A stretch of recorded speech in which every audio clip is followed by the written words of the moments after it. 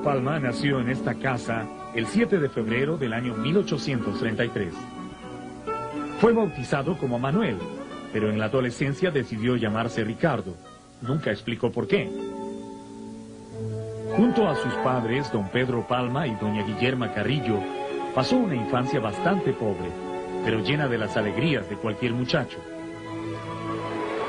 En la época de don Ricardo Palma, el río Rímac todavía era un río de pueblo, donde las madres iban a lavar la ropa y los chicos a bañarse.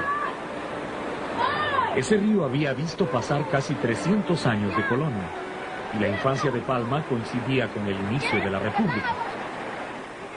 El tiempo transcurría tranquilo y en paz cuando los caudillos militares de aquel entonces dejaban Lima e iban a enfrentarse en las lejanas provincias. Los pregoneros marcaban las horas como relojes ambulantes. El día se abría a las 6 de la mañana con la lechera y terminaba, al menos para los niños, a las 8 de la noche, con el paso del heladero y el barquillero. La tisana que vendo yo. Palma estudió en los colegios de los profesores Orengo y Noel, muy reputados en Lima, pero su mejor educación la recibió de los viejos memoriosos, que contaban cuentos en los patios de las casas.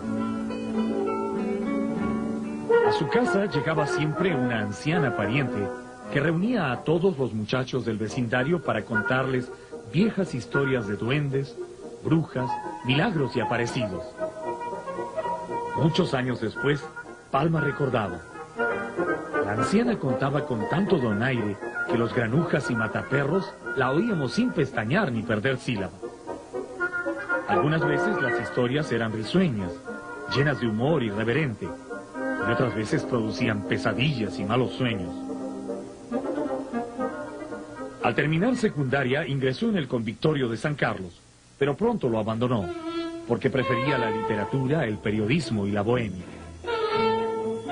Sus primeros textos fueron satíricos y aparecieron en las más famosas revistas de humor de la época. En esos años pasó a formar parte de la primera generación literaria de nuestra república, una época a la que Palma la llamaría después la bohemia de mi tiempo. Los integrantes de la bohemia eran básicamente poetas, pero la poesía no les daba la popularidad deseada. Para los jóvenes románticos no había aplausos más codiciados que los obtenidos sobre el escenario teatral. El teatro era el espectáculo cultural de la época. Palma presentó 3 obras: La hermana del verdugo, La muerte o la libertad y Rodillo. Años después, consciente de la escasa calidad literaria de sus obras teatrales, las llamó con su típico tono burlón Mis 3 monstruosidades o Mi pecado contra las letras. A los 20 años, Palma decide conocer el país y se hace a la mar, navegando durante 3 largos años por diferentes puertos de nuestra costa. Le gustaba el mar, pero el lema de los marineros, un amor en cada puerto, no era el suyo. Él más bien se embarcó para huir de un amor. Pero esta es otra historia, a la cual, como él solía decir, volveremos enseguida.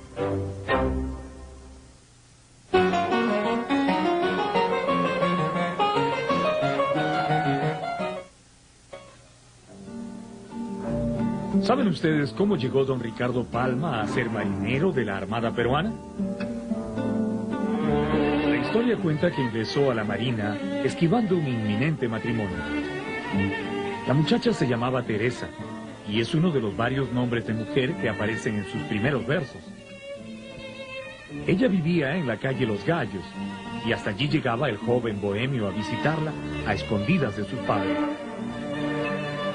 Un día, descubierto por la madre de Teresa, el enamorado furtivo fue obligado a decidir según la costumbre de la época.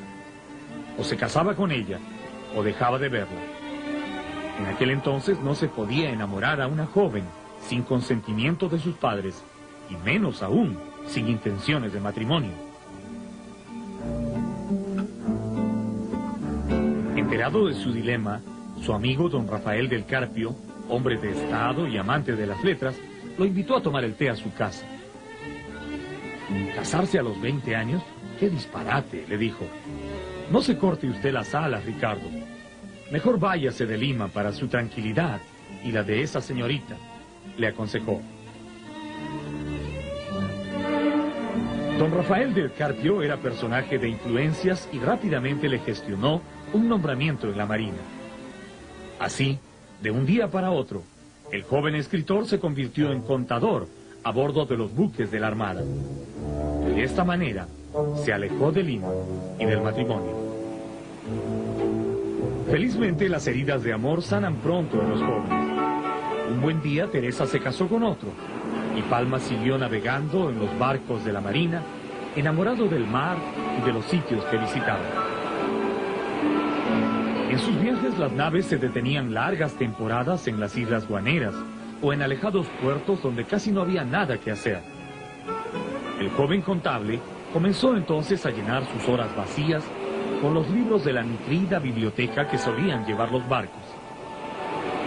Esas interminables horas de lectura lo convirtieron en uno de los mayores conocedores de los clásicos españoles.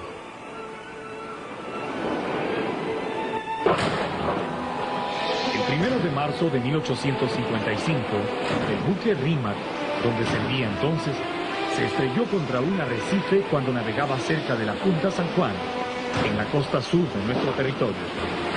Gigantescas olas barrieron la cubierta, arrastrando al oscuro océano a los 500 tripulantes.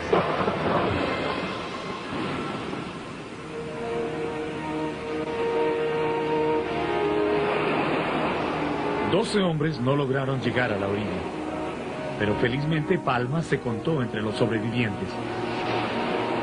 Como no habían poblaciones cercanas, los náufragos salieron del agua solo para enfrentarse con el interminable desierto.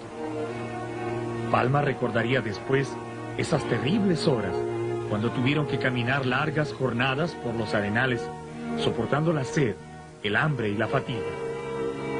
66 de sus compañeros no lograron vencer el desierto, y los que vigorosos o afortunados lograron llegar a los poblados, más semejanza teníamos de espectros que de seres humanos, contaba don Ricardo Palma.